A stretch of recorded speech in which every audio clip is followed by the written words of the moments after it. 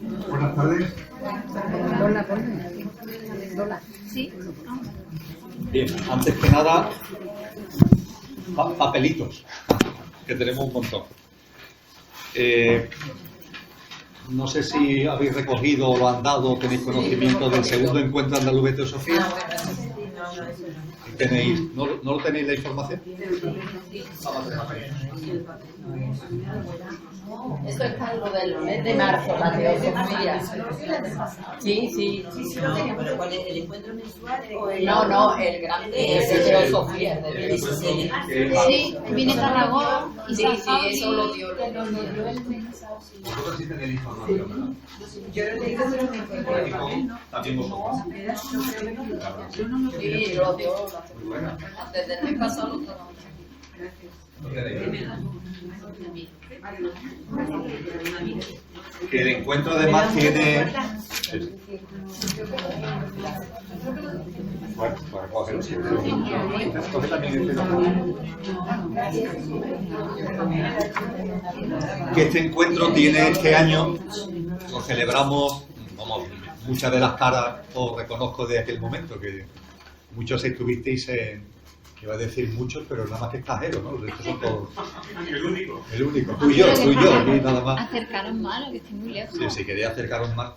El encuentro de este año, que va a ser el sábado 16 de marzo, lo dedicamos a lo que vamos a abordar aquí hoy, vamos a empezar a abordar, que es la vida después de la muerte. Está monográficamente dirigido a ello.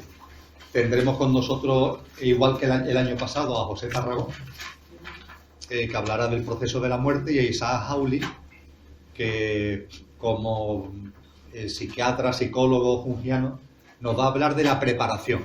O sea, lo que va a hablarnos no es lo del después, sino lo de antes. El cómo gestionar los procesos de fallecimiento antes de que el fallecimiento se produzca. Y después por la tarde intervendrá Juan Carlos Crespo de la Rosa. A Juan Carlos quizá lo conozcáis porque algún encuentro nuestro ha venido, porque él reside en Sevilla.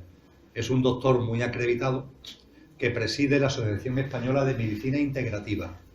Es decir, intentan que la medicina, vamos a llamarle oficial, tenga también capacidad de integrar las medicinas alternativas y todo lo demás. Y él tiene una especialidad que es todo lo relacionado con la medicina tradicional china. Y nos va a hablar del túnel de luz en las experiencias cercanas a la muerte, según la medicina tradicional china. Y yo hablaré de la vida después de la muerte de una forma más tranquila de la que vamos a hacer hoy aquí, por decirlo de alguna manera. Así que espero que el encuentro sea de vuestro interés. Como siempre lo haremos en la Politécnica de la Universidad, en la calle Virgen de África, la República Argentina. ¿Y lo graba la...? Y lo grabará Ineni, como siempre, nuestro amigo Armando, efectivamente. Bien, después tendréis el resumen de lo de hoy, lógicamente, del capítulo de hoy. Tenéis también un papelito sobre los encuentros mensuales que realizamos en la Politécnica. Lo tenéis, ¿no? Eso sí me dijo la última vez. Eso es para mañana, ¿no? Bueno, es para mañana y para todo el año. Muy buenas. Es este papelito. No lo tenéis tampoco.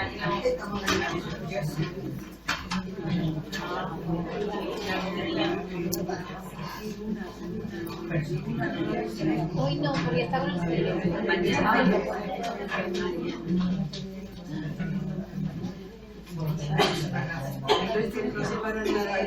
No, está castrado, pero está muy pesado.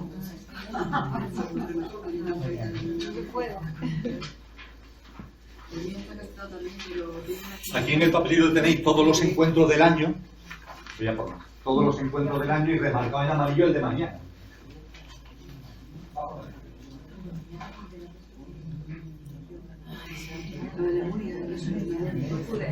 ¿Alguien le falta? A mí me falta. Esto lo he revisado. La otra vez no me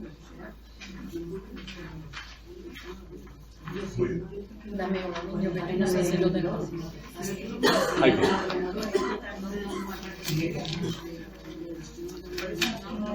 Y después también comentaros, antes de arrancar ya, como último tema, que Elena Balbuena, que está... No, mañana. Ahí, aquí. Elena Balbuena ha pedido que divulguemos la siguiente información. Sí. Elena. Yo. Ella. Que lo divulgaremos en este grupo de estudio y en los demás. Ella tiene interés, vamos a decirlo así, en ir a Tierra Santa. Entonces se ha puesto en contacto con la agencia de viaje y le dicen que bueno, que sí, pero que tiene que ser en grupo. Y bueno, pues ella dice, oye, pero yo voy a formar un grupo. Entonces se divulga para que la persona que esté interesada en ir a Tierra Santa, que sería por octubre o noviembre, pues ahí tenéis el papel, lo tenéis afuera, Ahí fuera. donde está la información de lo que sería el viaje, se lo decís a Elena, y bueno, si hay un grupo de ¿cuántas personas tienen que ser, Elena? Pues como mínimo 30. Mucha gente. Mucha gente. Sí. Sí, pero es para que salga barato, claro. Claro, para que salga barato. Bueno, y ahí en el papel está mi correo electrónico para Eso. que cualquier información. Aquí lo tenéis fuera, aquí estéis interesados. ¿Para cuándo sería? Octubre o noviembre. Porque mi hija me comentó, mamá quería ir a Tierra Santa, porque hay por lo menos un sacerdote que organiza esos viajes. Bueno, pero eso es otro grupo. Ya, por eso. Era por si tenías interés también, era por importante. Sí, claro. Este sería de la gente que no movemos por aquí, los que estéis interesados. Muy bien. Y entrando ya en materia, si os parece. Os recuerdo que el último día estuvimos analizando los distintos componentes de las que se estudian en la Constitución sextenaria. Con el esquema que aparece en la pizarra, es fácil recordar que hablábamos de que la visión tradicional que, por ejemplo, da el cristianismo, cuando decía Pablo de Tarso que el ser humano es cuerpo, alma y espíritu. Ahí se habla de tres componentes. Decían los griegos de la Grecia clásica y los autores latinos, cuerpo, psique y neuma, que es algo parecido. Hola, muy buena. Que es algo parecido a cuerpo, alma y espíritu. Cuando uno estudia la Cábala y el Semaforá judío, se habla de 5 componentes. Bueno, pues la Constitución sextenaria hablábamos de que es una visión del ser humano que viene muy de antiguo y que, si a mí me gusta ser todavía más sencillo porque hablo de conductor y coche, digo, somos coche, el yo físico, mental y emocional, y el conductor que ha encarnado en el coche. Bueno, pues la Constitución sextenaria lo que nos dice es que tenemos unos componentes que se engloban en el denominado cuaternario inferior, que son perecederos. Esto es importante para cuando hablemos ahora de la vida después de la muerte. Estos componentes son perecederos, por tanto, están llamados a morir. Y se habla de el componente físico denso, el componente físico etérico, el emocional y el mental ligado a la mente concreta. Que esto lo estuvimos viendo en la sesión de última que tuvimos. Y el trinario superior es el alma y el espíritu. Con la única diferencia de que en la Constitución sextenaria se habla de espíritu, pero en alma se diferencia entre el alma universal, que es una, y el alma individual, que también se denomina cuerpo causal, del que hablaremos ahora inmediatamente, que viene a ser como si el alma universal fuera un árbol del que le salen hojas. En cada uno de nosotros hay un alma individual, pero ese alma individual está integrada en un alma una, en un alma universal. Se respeta el esquema cristiano, cuerpo. Lo que ocurre es que dentro del cuerpo se diferencia lo físico, lo mental, lo emocional, y se respeta el alma y espíritu con la diferencia de que dentro del apartado alma se distingue entre el alma universal y el alma individual, que como si fuera una hoja pertenece a ese alma universal y que hace que cada uno de nosotros tengamos ese alma individual englobado en lo que ahora vamos a hablar, que es el cuerpo causal. Y ahora, cuando analicemos la vida después de la muerte, este esquema es fundamental, porque mientras que los componentes de abajo son perecederos, los de arriba son imperecederos. Por tanto, no están llamados a morir y siguen vivos mucho después de la muerte. De eso hablaremos ahora. Pero si os parece, vamos a hacer una lectura del cuerpo causal, que fue donde nos quedamos el otro día, y lo vemos con rapidez y entramos inmediatamente en la vida después de la muerte.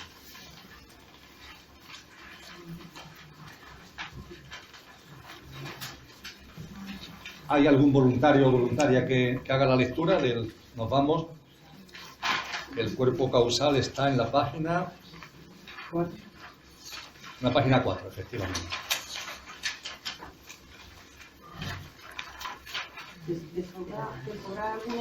No, de la semana pasada no he traído ninguno. De la semana pasada. No, porque yo lo que te digo, que no pudimos venir el mes pasado.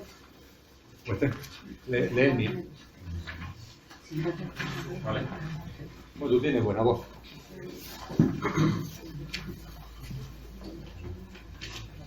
El cuerpo causal.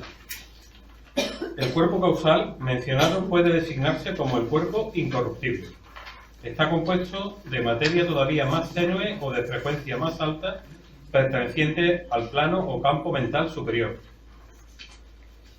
En este cuerpo reside el alma o ego humano. Se le llama cuerpo causal porque en él se almacenan las causas que tarde o temprano se convertirán en efectos y condiciones en el mundo visible externo. Pero no pensemos en este almacenamiento en términos de espacio, sería más exacto pensar en términos de posibilidades vibratorias o en centros de energía que pueden existir en números incontables sin interferir unos con otros de ninguna manera. El cuerpo causal es el depósito permanente de aquellos tesoros extraídos de las experiencias de pensar, sentir y actuar en los tres campos inferiores, y es la morada imperecedera del alma. Rodea e interpenetra los otros cuerpos y sobresale de ellos hasta cierta distancia. Solamente los pensamientos buenos, veraces y bellos pueden penetrar en este cuerpo porque sus vibraciones son de una índole tan peculiarmente fina que no hay nada en él que pueda responder a lo burdo, crudo o malo. En las primeras etapas de un alma joven u hombres primitivos, el cuerpo causal se dice que es pequeño y casi incoloro, semejante a una burbuja de película delicada. Pero a medida que el individuo evoluciona y que gradualmente se van registrando en su cuerpo causal los residuos buenos de pensamientos, sentimientos y actos, el cuerpo causal adquiere más color y crece en tamaño. Como está en el nivel del pensamiento abstracto, crece muy lentamente hasta que el individuo alcanza la etapa del pensamiento y la emoción inegoísta e impersonal, y la habilidad de tratar con ideas e ideales. Entonces las vibraciones de estos se muestran con colores bellos, de suerte que el cuerpo causal se convierte en un globo radiante de luz, lleno de rayos de amor y buena voluntad. El cuerpo causal se conserva vida tras vida, mientras que el mental y el astral y el físico se renuevan a cada encarnación. Cuando las experiencias y lecciones de la encarnación previa se han absorbido y transmutado en fuerza adicional y en poderes y capacidades aumentados, el deseo y la necesidad de más experiencia llevan al ego a encarnar otra vez. Entonces, el alma individual atrae en torno suyo primero un cuerpo mental y luego a uno emocional de las mismas características generales que tenían los que desechó al final de su encarnación anterior, aunque no necesariamente del mismo sexo. Y su tarea será seguir refinando estos cuerpos durante el transcurso de la nueva encarnación.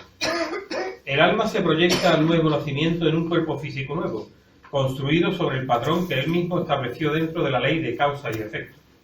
Después de cada vida de experiencia vuelve a desechar los tres cuerpos inferiores y se prepara para añadir nuevas riquezas a su tesoro. Tal es el sendero de la evolución.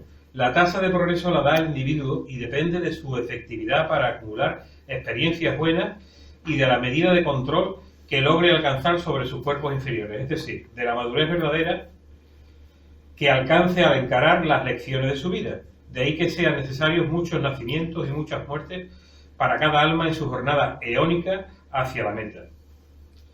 Campos, planos y cuerpos. ¿Sigo leyendo? Sí, vamos a dejarlo ahí. Lo dejamos aquí. Sí, bien. Empezamos con un matiz. Cuando en este texto, que no solamente aparece en este capítulo, aparece en otros capítulos, se utiliza el término ego, eso origina una dificultad de comprensión porque para nosotros el ego tiene que ver con el cuaternario inferior, tiene que ver con el ego, que es lo egoico, lo egocéntrico, lo que está ligado a lo físico. Sin embargo, en este texto se recoge la literatura de finales del 19, principios del 20, donde el término ego se liga al yo espiritual. Digo, es porque puede dar alguna confusión en la lectura. Eso es un tema de matiz. Lo importante, el término alma para cualquiera de los que estamos aquí es conocido.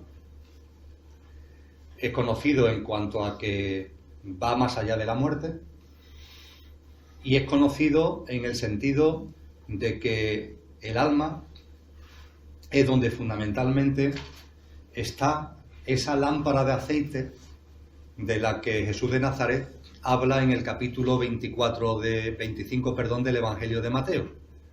Ese capítulo que es muy curioso porque habla de unas mujeres listas y de unas mujeres necias. Las vírgenes. Sí, le llama de vírgenes, dice vírgenes listas o vírgenes necias. Las listas son las que la lámpara de aceite la llenan, la van llenando. Y las necias son las que dicen, bueno, ya no hay prisa, y no llenan la lámpara de aceite. Esa lámpara de aceite es el alma. El alma se va llenando, no de aceite, sino que, como se ha leído, el alma se va llenando de conciencia, de autoconsciencia, en función de lo que vas viviendo, en función de tu vida ahora. De ahí la importancia, aunque vamos a hablar ahora de la vida después de la muerte, eso no quita un ápice a la importancia de esta vida. Hay algunas personas que no sé por qué creen que, bueno, pues ya cuando me muera ya entenderé lo que no haya entendido ahora. Eso no es así. Es decir, el estado de conciencia, cuando uno fallece, no es distinto del que hemos adquirido en la vida física. De modo y manera que, en esto insistía mucho Blavatsky, esta encarnación es lo importante, porque aquí es donde se siembra. Aquí es donde se siembra. Y la cosecha que se recoge cuando morimos, esa va a depender de lo que hayamos cosechado aquí. Es imposible que recojamos una cosecha cuando desencarnemos que no hayamos sembrado en esta vida. Y en la lectura se ha hecho mención al hecho de que el alma, a la hora de recoger la cosecha, no todas las vivencias, experiencias, conductas, comportamientos, actitudes, etcétera, etcétera, que vamos desarrollando, obras que vamos desarrollando a lo largo de nuestra vida, no todas le sirven. Se ha leído de que hay experiencias que desechan. ¿Cuáles son las experiencias que el alma desecha? Pues por sentido común es fácil de llegar a la conclusión siguiente. El alma, cuando percibimos su existencia, tiene que ser mucho más sutil que un cuerpo físico. Tiene que ser mucho más sutil que los elementos que están en el coche, entre comillas, el yo físico, mental y emocional. Es más sutil. Y por tanto, el tipo de alimento que puede integrar, el tipo de nutriente que puede hacer suyo, tiene que tener también una vibración más sutil. Tiene que tener una frecuencia vibracional más alta. El ejemplo que me gusta poner es que cuando salgamos de aquí serán las 9 de la noche, nos vamos a ir a cenar y nadie va a cenar piedras. ¿Por qué? Porque nuestro organismo no puede ingerir piedras. Bueno, pues el alma tampoco puede ingerir piedras. Y al hablar de piedras hacemos referencia a conductas, comportamientos, actitudes, pensamientos, emociones, etcétera, etcétera, de baja vibración. Todo lo que en nuestra vida sea egoísmo, egocentrismo, etcétera, etcétera, etcétera, a nuestra alma no le vale de nada. Lo que sí le vale a nuestra alma es todo lo que desarrollemos en nuestra vida, en el sentido amplio, que tenga un carácter altruista, generoso, compasivo, empático, comprensivo, etcétera, etcétera. Eso sí le sirve de nutriente al alma, porque ese altruismo, comprensión, generosidad, etcétera, tiene una frecuencia vibracional que el alma sí puede hacer suyo. En cambio, las piedras de las conductas, los comportamientos, etcétera, egoicos, el alma no puede ingerirlo. A eso es lo que se ha hecho referencia en la lectura. Y se ha hecho referencia en la lectura de que en cada vida el alma va integrando ese tipo de experiencias y vuelve a encarnar. ¿Para qué? Para seguir llenando la lámpara. Para seguir llenando la lámpara. Y en eso estamos. Cada uno de nosotros tiene un alma que ha encarnado ahora y ha venido encarnando antes para llenar la lámpara. Y cada vida debería servir para llenar la lámpara. Un poquito más al menos. También es verdad que puede ser, y sucede, de que vivamos y cuando desencarnamos, las experiencias que hayamos desarrollado no le sirvan al alma. Cuando una persona pasa su vida entretenida, entre comillas, en lo material, liada en el ajetreo de lo egoico, de lo egocéntrico, y van pasando las semanas, los meses, los años y se le va la vida en eso, pues cuando desencarna, el alma no tiene nada que recoger. No hay nada, la cosecha no tiene nada que le pueda servir. Eso sería, por tanto, una vida, entre comillas, perdida. No le hemos sacado jugo en términos de conciencia. La habremos vivido en términos físicos, pero no lo hemos sacado jugo en términos de conciencia. Cuando hablemos de la muerte volveremos a esto, y debéis entender que el alma, cada vez que encarna, primero, el alma no puede encarnar entera. El alma, vuestra y mi alma, entre comillas, su potencia, su fuerza, su envergadura es tal que, permitirme que me exprese muy coloquialmente, no cabe en un cuerpo físico. Es imposible que esté vuestra alma y la mía en nosotros. Lo que hace es que hace una proyección. Se proyecta. Se proyecta. Es como lanzar un rayo, como lanzar un trozo, entre comillas. Pero el alma, en su envergadura, sigue en el plano de luz. No puede encarnar enteramente. Esto es importante porque hay gente que me dice, Emilio, dice, cuando yo fallezca y ya el cuerpo se quede aquí, yo ya mi alma llega al plano de luz y yo quiero encontrarme con el alma de un ser querido, si mi ser querido ha vuelto a encarnar, ya no está allí, ¿no? Sí está allí, porque el alma que encarnó en tu ser querido aquí y que ahora ha vuelto entera allí, si volviera a encarnar se proyecta, la parte fundamental va a seguir allí, porque lo que hace es una proyección. Pues bien, cada vez que nuestra alma se proyecta, el proyectarse otra vez en el cuerpo físico, emocional y mental, buscar un nuevo cuerpo, encontrar un nuevo cuerpo, volver a una nueva vida, eso tiene su coste. Es decir, eso otra vez, otro coche. Ya que más o menos me he acostumbrado a este ya deja de servir, fallece, me voy, integro experiencia y vuelvo. Y vuelvo, venga, otra vez a empezar. Otro cuerpo. Es verdad que la lámpara de aceite vendré con el nivel que haya dejado en la vida anterior. No empiezo de cero. Todo lo que haya avanzado en vida anterior en conciencia, en autoconciencia, lo traigo conmigo. Pero es volver a empezar otra vez, ¿no? Otra vez. Se dice, en términos que a mí me encanta como economista, que el alma hace una inversión. Hace una inversión en términos figuradamente económicos. Hace una inversión. Es como el que invierte en bolsa. Es como el que hace una inversión de cualquier tipo, ¿no? La inversión tiene un coste, tienes que invertir. ¿Y para qué invierte? Para sacar una rentabilidad. ¿La rentabilidad cuál es? Que la lámpara de aceite se llene. Un poquito más, un poquito más. A nuestra alma cuando invierte y se nos pasa la vida en el ajetreo de lo material y al desencarnar no cosecha nada, lo expreso así, se le tiene que quedar cara de tonta. Dice, vaya hombre, ahí encarnado, no sé cuántos años, y lo que saco de ahí, una vez que ya vuelvo, ese rayo vuelve otra vez al plano de luz porque el cuerpo físico ha muerto, ¿qué es lo que traigo conmigo? Nada. No es de extrañar, por tanto, que cuando hay encarnaciones en las que el alma encarna y al desencarnar no saca nada, en términos de conciencia, nos planteemos con claridad, oye, la próxima vez voy a avanzar. Y sabemos que para que eso se produzca en nuestro propósito de vida, en nuestra línea de vida nueva, nos proponemos vivir experiencias que tengan la suficiente enjundia como para que esta vez me entere, que esta vez no se me pase desapercibido, que esta vez no esté dormido, que despierte.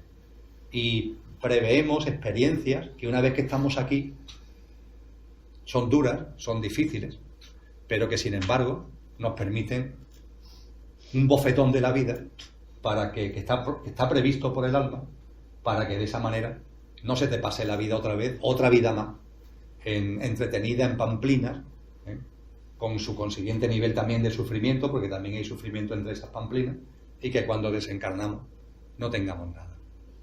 Y por último, la denominación de cuerpo causal, que suena un poquito raro, ¿verdad? Porque siempre hemos hablado de alma, ¿no? Es sencillo de entender.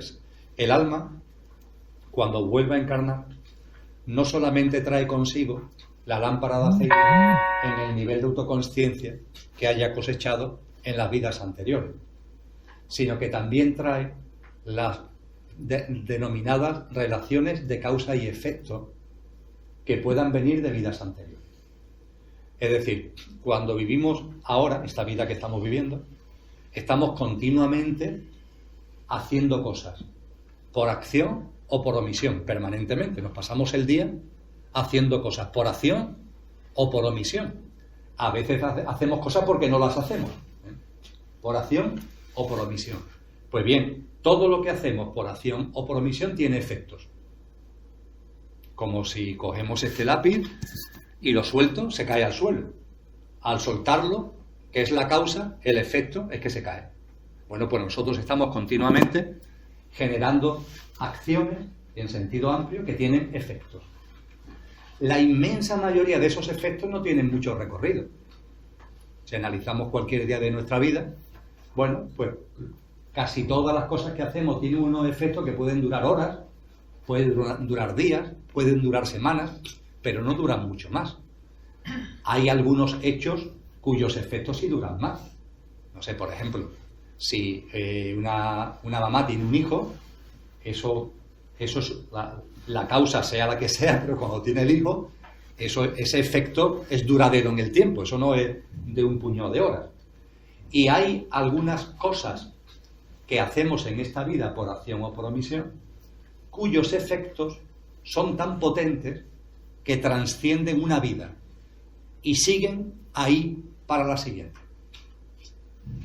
Los ejemplos más drásticos son dos ejemplos muy brutos. Mato a alguien.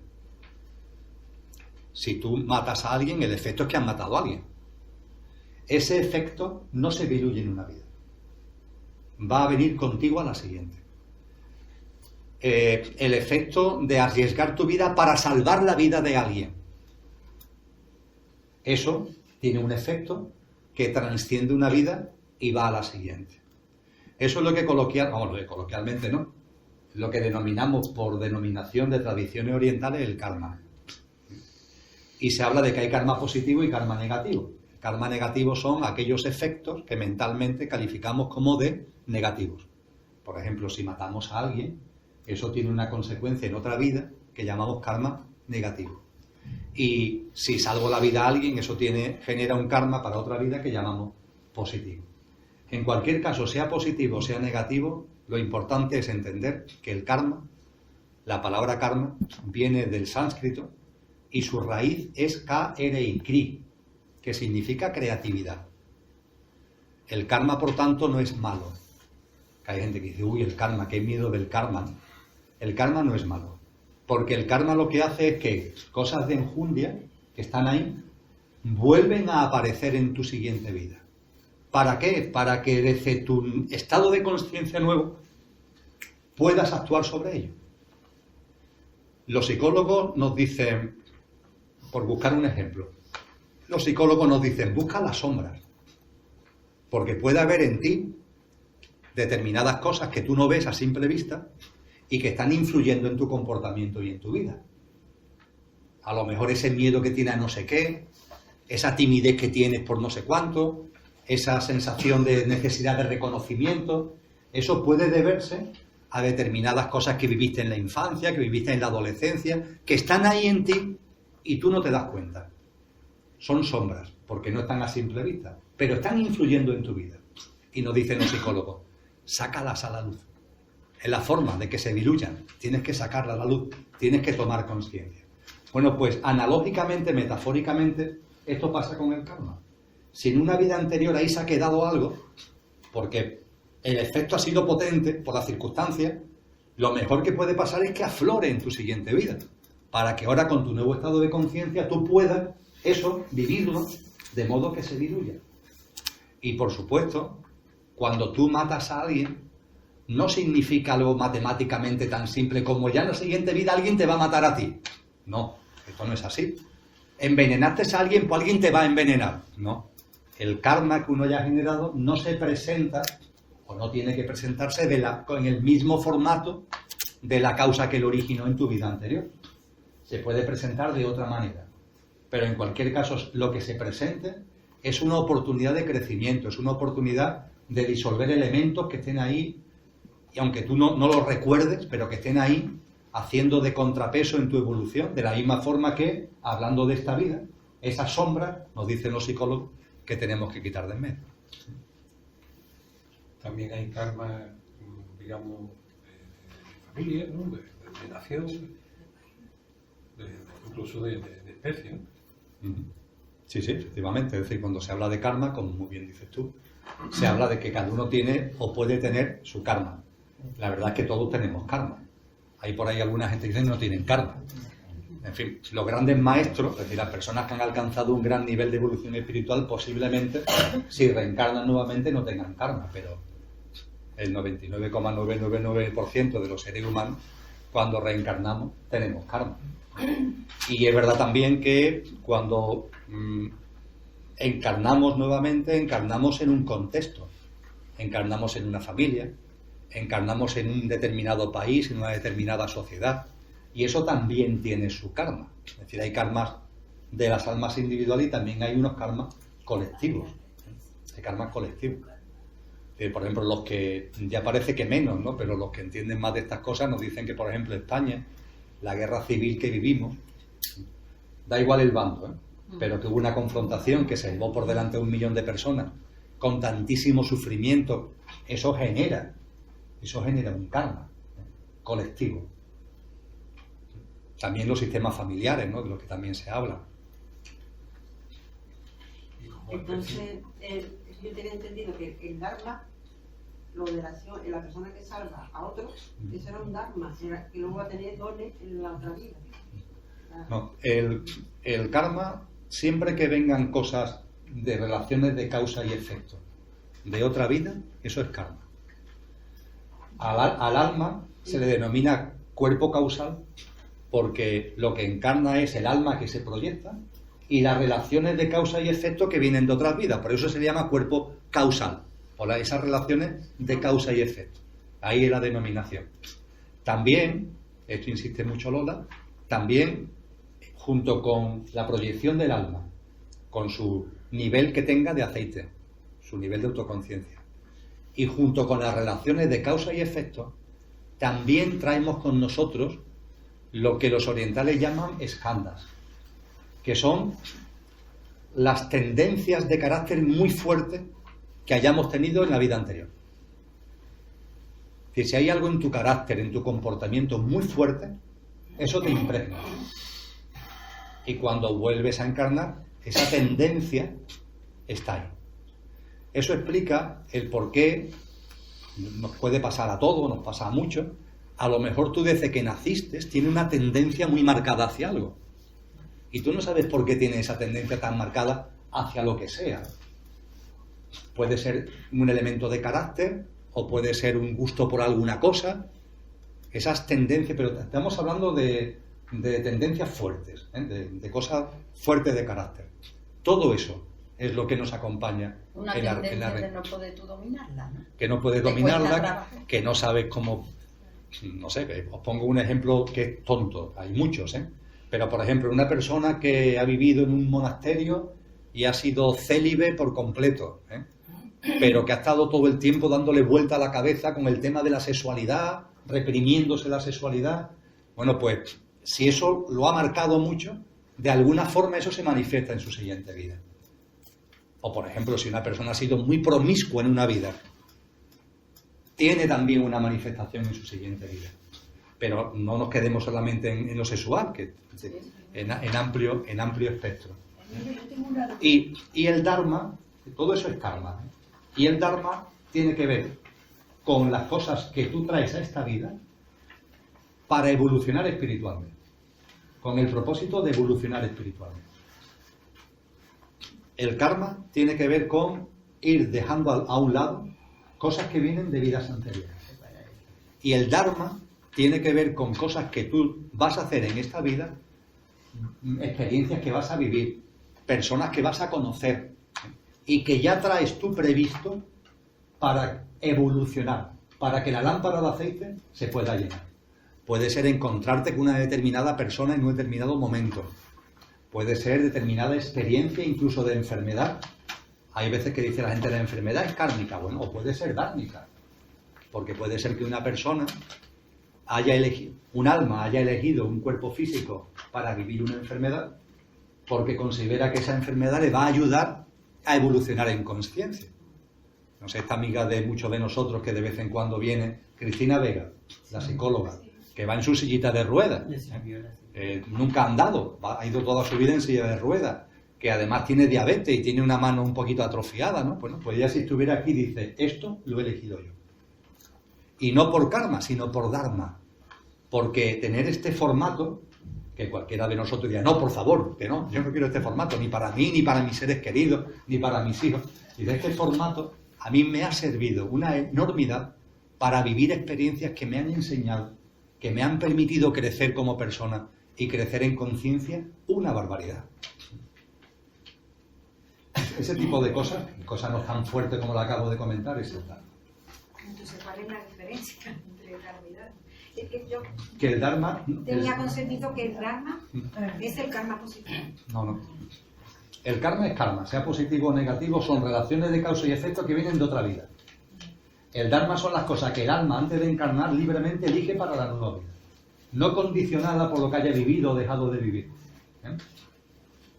El alma que dice, mi nivel de aceite está aquí, bueno, pues para llenarlo un poquito más, en mi nueva vida voy a vivir tal cosa. Pero no en relación, Pero no en relación con vidas cosas que pasadas. vengan de vidas pasadas, exactamente, esa es la diferencia. Mire, lo que te quería decir era que tú has dicho antes, cuando una vida en cierto modo pasa en blanco, entonces elegimos una experiencia potente para intentar recuperar lo que no hemos hecho, ¿no? Entonces, si un alma que me maten, por ejemplo, para que te maten necesita alguien que te mate. Entonces, originas karma de otro, ¿no?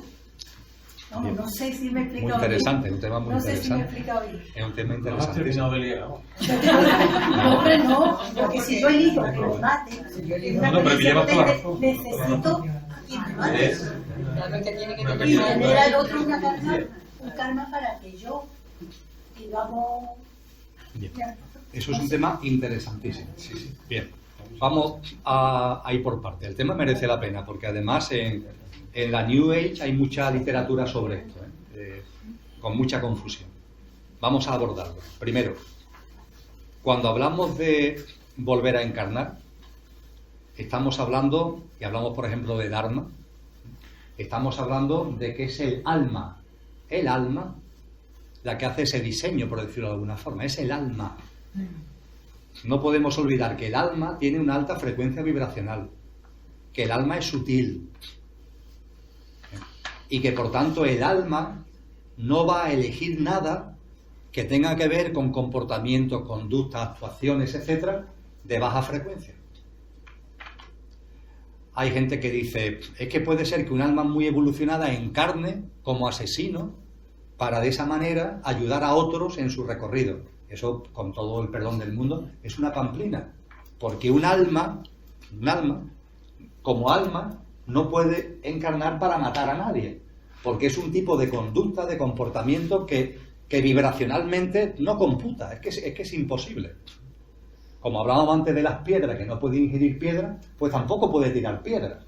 Porque no computa ese tipo de cosas. Después, el hecho de que tú nazcas con tu nuevo cuerpo, tu nueva personalidad, para vivir unas experiencias, esas experiencias, como son elegidos álmicamente, tampoco pueden conllevar dolor o daño a otros, bajo ningún concepto, ni generación de karma negativo. Eso no puede ser un deseo, no puede ser un propósito, no puede ser un objetivo álmico, porque no estamos hablando de nuestros componentes mentales, emocionales, egoicos, estamos hablando de un componente de nuestro yo superior.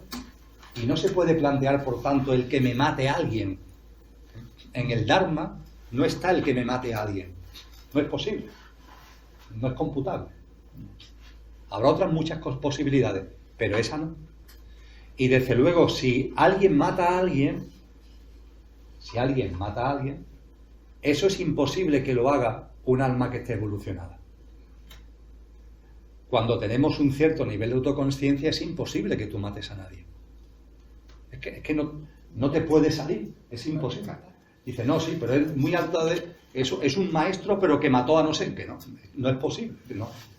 Que las cosas no funcionan así.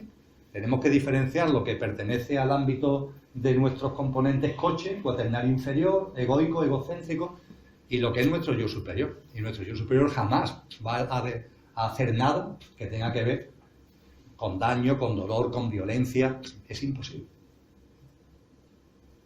¿vale? Pero incidiendo en eso, si es una muerte accidental, un accidente, yo atropello a alguien y lo mato, eso también genera karma mío.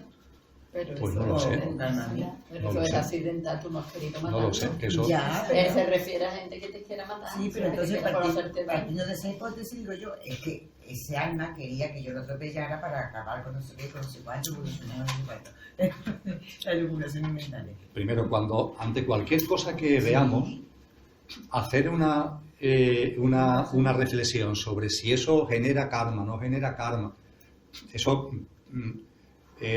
hay que ponerse, o sea, tendríamos que estar dentro de la persona. Ya, eso sí. Hay que estar dentro de la persona, con lo que puede ser que tú en un accidente al matar a alguien tenga un efecto kármico para ti o no. Es que eso va a depender de ti, dependerá de las circunstancias, dependerá de cómo tú lo vivas.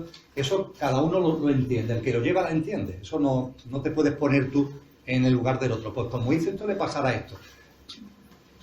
Cada uno es cada uno.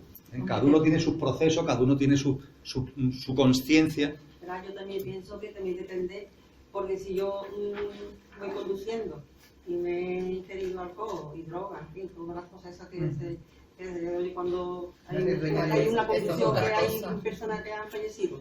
Entonces, hombre, el que haya hecho eso no quería matar a nadie, pero si sabes que si bebe, como dice la luz, si bebe no conduzca, y si conduce, pues no beba, ¿no? Entonces está la responsabilidad de el que ha bebido y va a conducir. Ahí está. Y luego los efectos, claro, los efectos han sido que ha atropellado a alguien.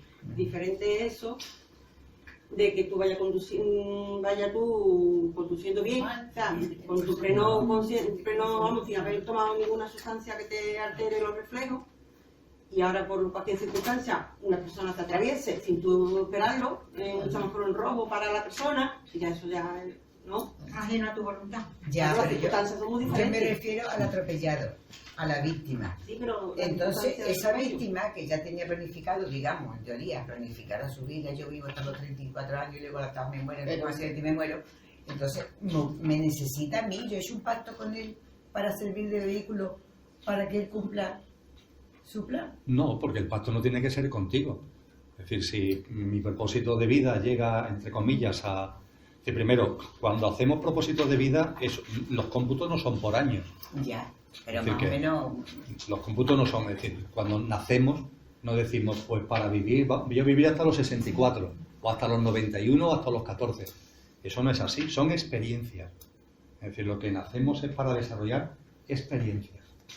Y esas experiencias tienen un desenvolvimiento que después nosotros lo ponemos en clave de años, pero allí no se computan las claves de años. Estamos viviendo en ámbitos de experiencia.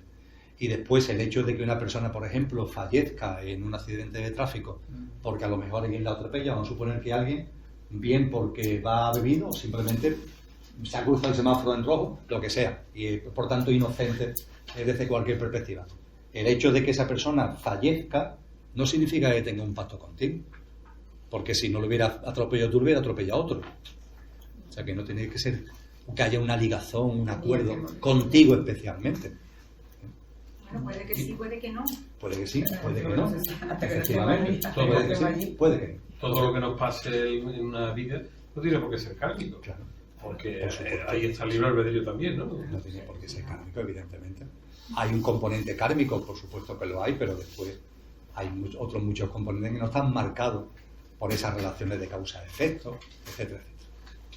Emilio, te quería preguntar en relación a lo primero que hemos estado hablando sobre que cuando el fallecimiento, cuando una persona fallece, el alma se proyecta en el plano de luz y solo hay unos rayos, ¿no?, que van a la nueva reencarnación. Bien, si esa no es la primera reencarnación, sino la segunda o la tercera reencarnación, y tiene diferentes rayos cada vez que se ha proyectado y una proyección hacia la luz de las diferentes almas, es una suma de todas las almas de esa persona la que aumenta, digamos, el plano de luz, ¿no? Bien. En un momento determinado, que no sabemos cuándo fue, sabemos cómo se produce, pero no sabemos cuándo fue, surge en embrión lo que es nuestra alma individual. El alma individual que hay en ti, que hay en mí, que hay en cada uno. Cuando el alma surge, es un embrión. El término es correcto, es decir, nos podemos ir al feto de una mamá, pues el embrioncito primero, nada, las primeras celulitas que hay ahí, ¿no? El cigoto que se le llama en términos médicos, creo, ¿no? Es nada, todavía nada. Ahí está. Cuando hablamos de la lámpara de aceite, que se va llenando, es que el alma va creciendo. En la lectura que tú has hecho, se hace referencia a que va creciendo en tamaño y que su tonalidad también va cambiando, se va haciendo más brillante. En la medida en la que vamos avanzando en autoconsciencia, una vida, otra vida, vamos recogiendo los nutrientes por esas experiencias que hemos dicho que tengan una frecuencia vibracional acorde con la frecuencia vibracional del alma, el alma va creciendo. Pero claro, puede ser que el alma crezca más, crezca menos, y puede haber personas que tengan un alma que está todavía en estado de embrión. Seguro que os suena, lo leíamos y nos reíamos un poco, que ese hombre que habló mucho de espiritualidad en el siglo XX llamado Gurdjieff, que era muy abrupto en sus expresiones, le decía a la gente: tú no tienes alma, tú no tienes alma. Claro, un ser humano es imposible que no tenga alma, porque es una característica del humano, tenemos un alma individual. Lo que sí puede ser es que el alma esté tan en embrión, tan en embrión, tan en embrión, que es casi como si no tuvieras alma. De ahí esa expresión que a veces de que tú no tienes alma, o de que tú eres un desalmado, entre comillas, ¿no? Alma tenemos todo, pero puede ser que esté en un estado tan pequeñito. Bien, cuando el alma encarna, como decíamos antes, se proyecta. Es como, lo podemos ver como una lámpara que le sale un rayo de luz. Al desencarnar, ese rayo vuelve otra vez a la lámpara. No se queda aquí. Y ese rayo se lleva consigo, en términos vibracionales, como hemos dicho antes, las conductas, los comportamientos, las experiencias, que por su frecuencia vibracional el alma pueda integrar. ¡Plac! Y lo integra en el alma. Ese alma se hará más grande o no en función de lo que se traiga consigo de la vida anterior. Una vez que se ha integrado la experiencia, el alma ya está presta a volver a encarnar. No hay un protocolo establecido, puede tardar más, puede tardar menos, pero volverá a encarnar. Cuando vuelva a encarnar, vuelva a lanzar un rayo. Y volvemos a repetir la jugada.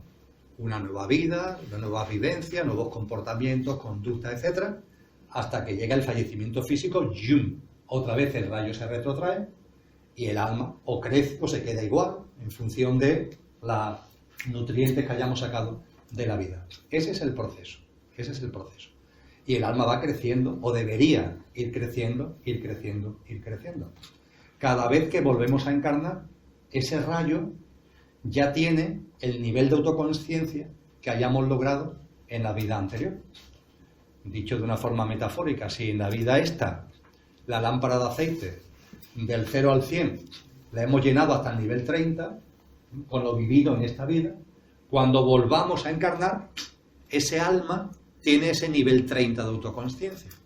Y eso va a permitir que cuando nazcamos, aunque nazcamos en otro país, en otra familia, a lo mejor de distinto sexo, pero tú ya tienes una visión, tienes una percepción natural, innata, como consecuencia del nivel de autoconsciencia que tu alma tiene. Y si tienes el nivel 30, vas a ver la vida desde el principio, con unas perspectivas propias del nivel 30. Si tienes el nivel 1, 2, 4, pues vas a vivir la vida, verla, vas a empezar a vivirla con esa graduación. Si tienes el nivel 80, pues la vas a empezar a vivir con esa graduación.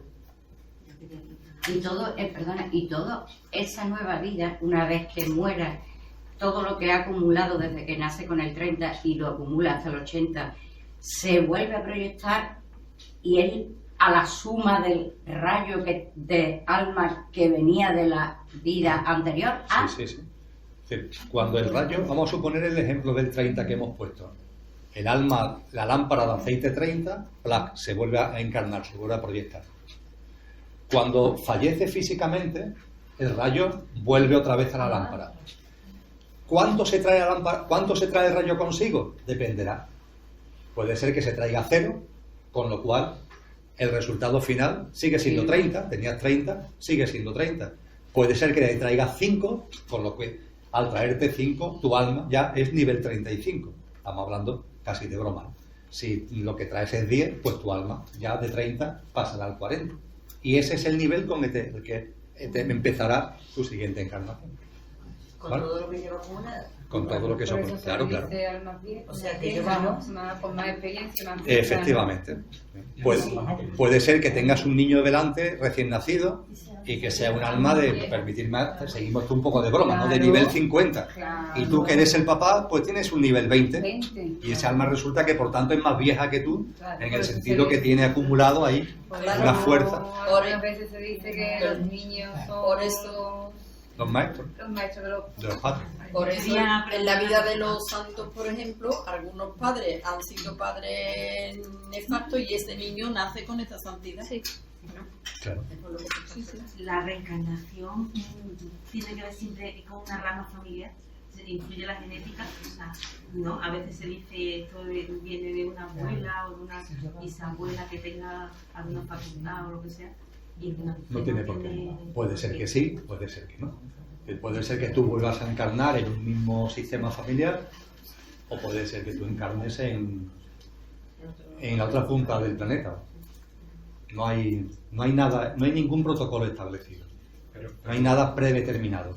Pero lo que sí sería cierto es que si tú decides encarnar en una determinada familia, que no tiene que ser la familia en la que tú, digamos, estuviste en la vida anterior, sí que te acoplas al karma sistémico de esa familia. Claro. Pero lo retomas, ¿no? Porque tú decides que eso es bueno para tu nueva experiencia vital, ¿no? Cuando cualquiera de nosotros hemos nacido de los padres y de las madres que hemos nacido, y en el contexto familiar que hemos nacido, eso está elegido. Y claro, tú al nacer de ese papá y de esa mamá y en ese contexto familiar, estás asumiendo todo lo que eso conlleva. Y si lo asumes significa que tiene que ver o que te va a servir o te puede servir para tu desarrollo, para que ese alma, cuando finalmente vuelva a fallecer, se traiga nutrientes. Que esto nos cuesta a veces mucho trabajo entenderlo. Pues yo, ¿por qué he elegido a mi padre? Pues sí, has elegido a tu padre, has elegido a tu madre. Porque dicen que a veces se quedan que se quedan aquí en la tierra. Eso lo vamos a hablar ahora. Vale. Eso lo vamos a hablar ahora. Y sobre todo niños. Sí, tener en cuenta que el hecho de niño o viejo da igual, ¿eh? Sí, ya. Porque lo que tenemos que tener en cuenta es que son almas. Exactamente. Ahora vamos a ver. Y, entonces, Emilio, por ejemplo, cuando se muere un niño pequeño a una madre, ¿el niño viene para ayudar a la madre o para ayudarse él? Venga. Volvemos, insisto una vez más. Esto no son matemáticas puras 2 más 2. Por tanto, no cabe decir como esto es, pues tiene que ser esto. ¿Eh? Depende. Pero podemos hacer una reflexión, ante esa cuestión que tú has planteado, podemos hacer una reflexión de sentido común. Es decir, cuando empezamos a darnos cuenta cómo funcionan las cosas, lo que es el alma, lo que son la cadena de vida, podemos hacer una reflexión con un poco de sentido común. No para decir que la conclusión forzosamente tiene que ser esta, pero sí para decir, oye, pues lo más probable es que sea esta. El alma, con su nivel de autoconsciencia, decide nuevamente encarnar.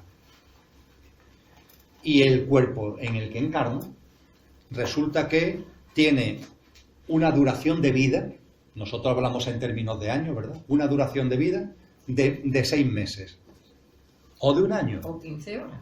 o de 15 horas, o de 8 años. ¿Vale? Bien. Cuando encarnamos, traemos un karma y un dharma. Ese alma, al proyectarse, tiene su nivel de autoconsciencia, su karma, con ese nivel de autoconsciencia un dharma, es decir, una experiencia a vivir para crecer en autoconsciencia. Bien. ¿Es posible que cuando estamos aquí encarnados, ese dharma, ese propósito de vida, nos olvidemos de él? ¿Nos vayamos por otro sitio? Claro, es posible.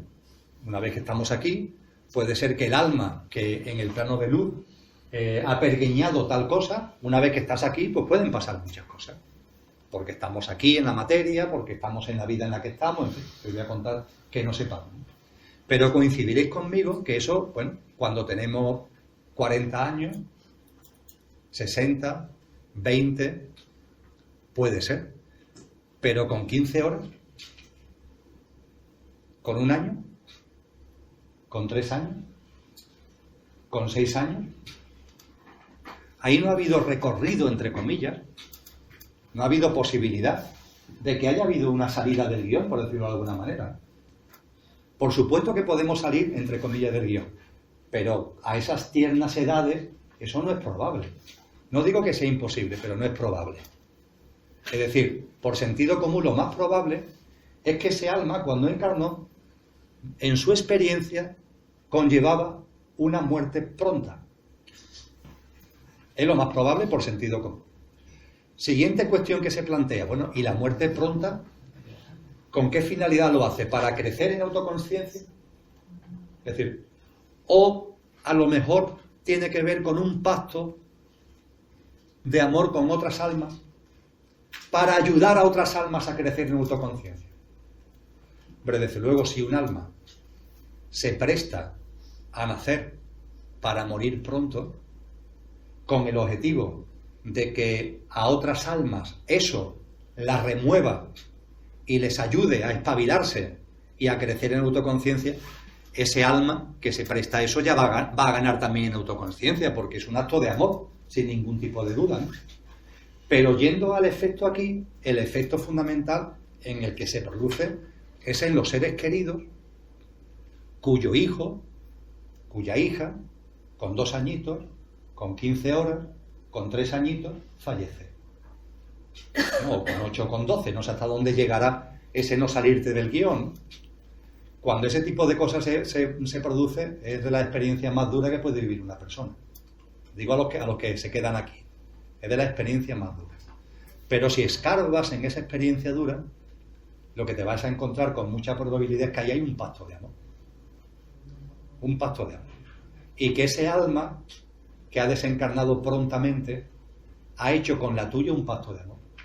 Y que por tanto se ha brindado a nacer para morir pronto con el objetivo de generar en ti una experiencia que aquí nos parece, porque lo es, aquí encarnado, tremenda, pero ¿a cuántas personas conocéis vosotros y conozco yo? Yo también conozco a los que se han hundido, ¿eh? También conozco a personas que se quedan tocadas toda su vida, es verdad. Pero seguro que conocéis, como conozco yo, a personas que pasado el duelo, porque claro, hay un duelo que no se está para nada, ¿no? Que pasado el duelo, esa persona ha encontrado un impulso en el fallecimiento de ese ser querido, ha encontrado un impulso, por ejemplo, para preguntarse cosas que antes no se preguntaba. Porque hasta ese momento vivía en el entretenimiento, en la distracción, en fin, en las cosas, pero ese palo, esa persona empieza a preguntarse sobre la muerte, que a lo mejor hasta ese momento no se le había pasado ni por la cabeza, aunque todo el día se muere gente, pero como se mueren los otros, es como si eso no sucediera. En cambio, cuando te toca directamente, empiezas a preguntarte cosas, empiezas a acercarte a gente que antes no te acercabas, te planteas temas que antes no te planteabas, lees libros que antes no leías, ves vídeos que antes no veías. Eso es así. Aquí en Sevilla funciona la Asociación de Padres y Madres que han perdido hijos, fundamentalmente, no solo, pero fundamentalmente son padres y madres que han perdido hijos, que se llama Alma y Vida, donde ejemplos de esto es así. Es así. A mí cuando me pasó, yo no fui consciente de ningún cambio en mi vida.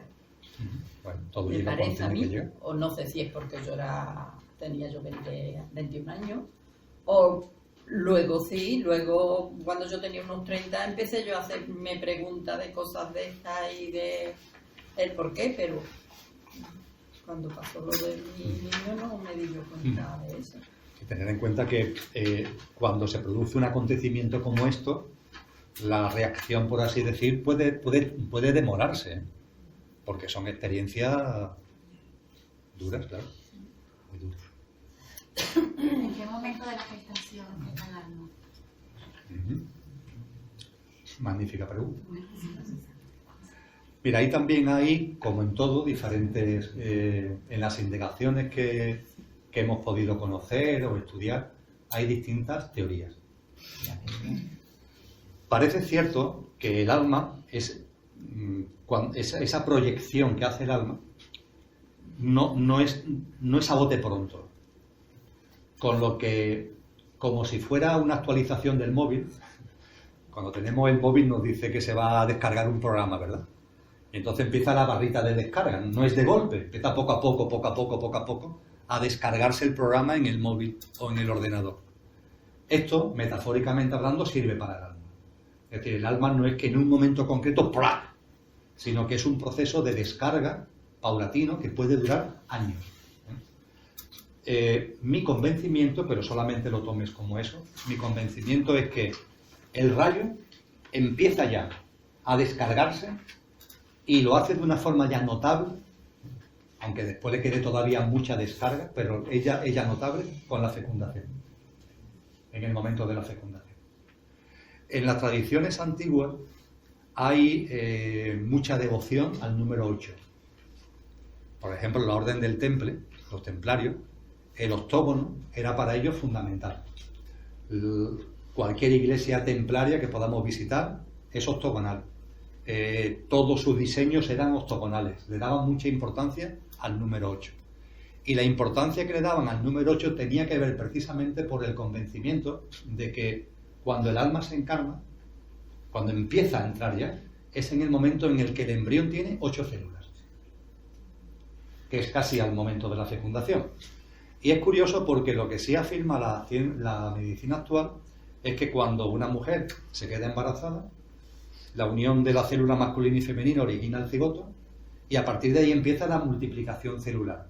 2, 4, 8, 16, 32, 64, 128 células, hasta que en el momento del nacimiento el bebé tiene unos 9 billones de células. El milagro de la vida en el vientre de una madre es bestial. Del cigotito a 9 billones de células. Pues bien, ese proceso es imparable, a un ritmo casi constante. Pero, sin embargo, se sabe que al llegar a la célula 8, se para. 2, 4, 8, y hay un parón de 2 a 3 días. Es una pista. Es una pista de que ahí puede ser donde el alma empieza a descargarse.